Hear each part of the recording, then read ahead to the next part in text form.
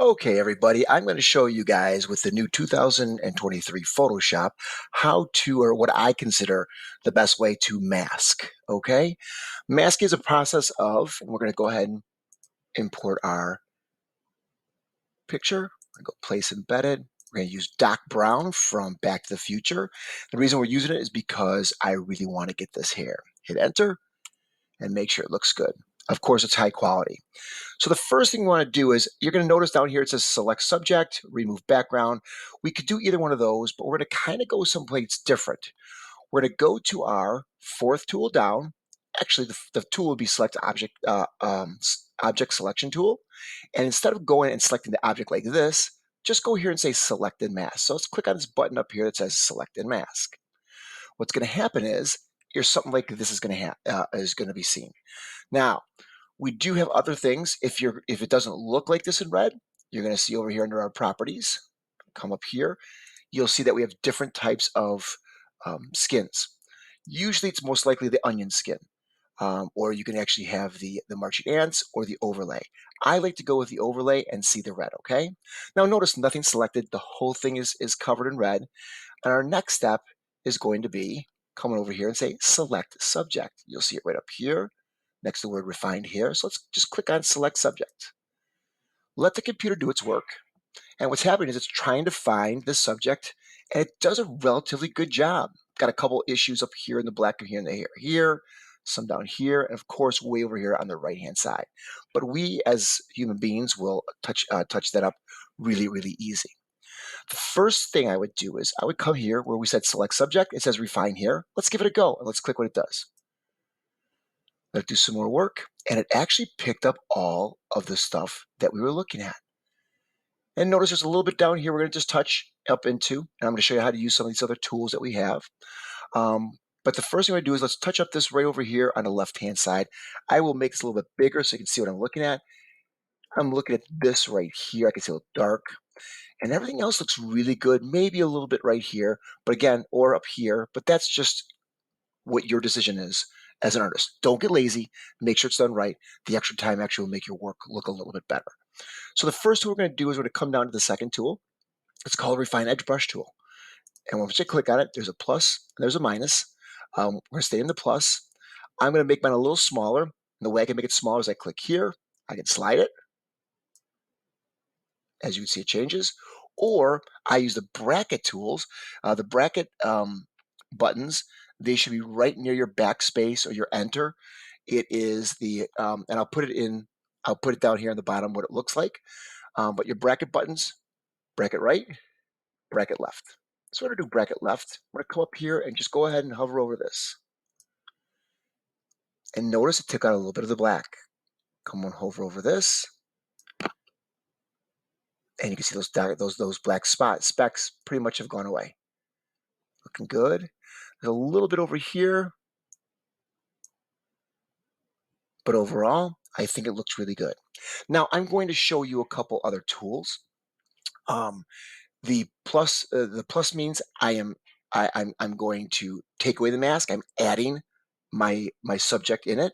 If I hit the minus, I'm actually putting the background, or I'm adding the mask and subtracting from the subject. It also works with the actual paintbrush tool, but the paintbrush tool is just you painting.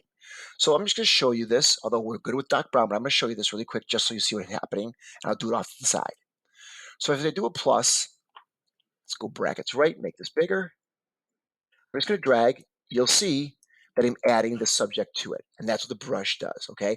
It's a defined line. If you wanted to, we can make it a soft line, which is our hardest, and notice that's what it looks like. Now, if I go to the minus, I want to subtract the subject. Let's go ahead and do the same thing. I'm going to make this a little bit bigger, and notice I'm actually subtracting, and of course, I could do that with a soft edge. Let's do my hard edge, and I've gotten rid of it. So that's what the touch brush. Those are the two that I use the most, and those are the ones I want to. So let's go back over to the right-hand side of their properties. Just dock that right up here. We're going to come down a little bit more.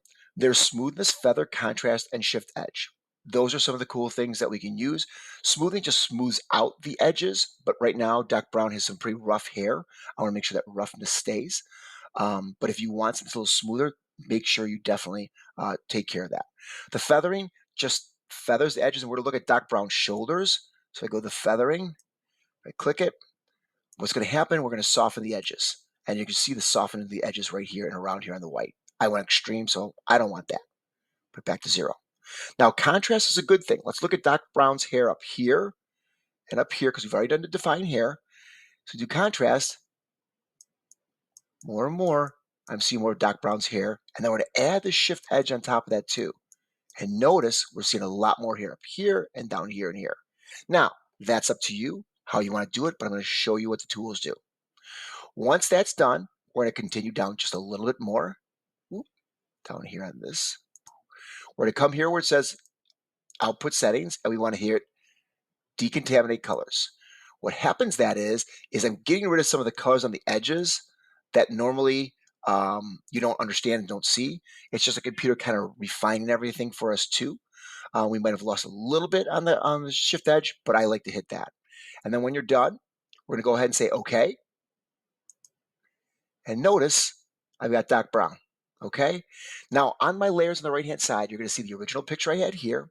You're going to see the second picture because I went right to select and mask. And you're going to see two things. You're going to see the mask itself in black, and you're going to see the original picture.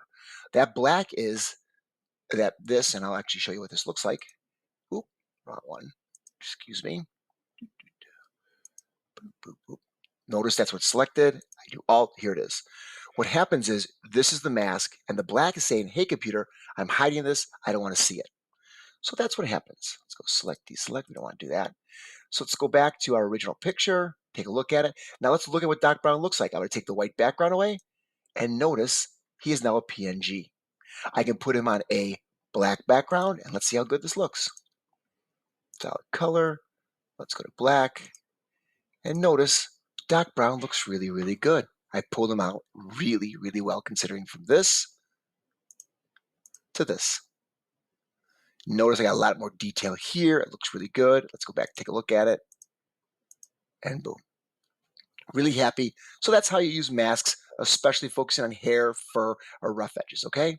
Hope you enjoyed this. We'll talk soon.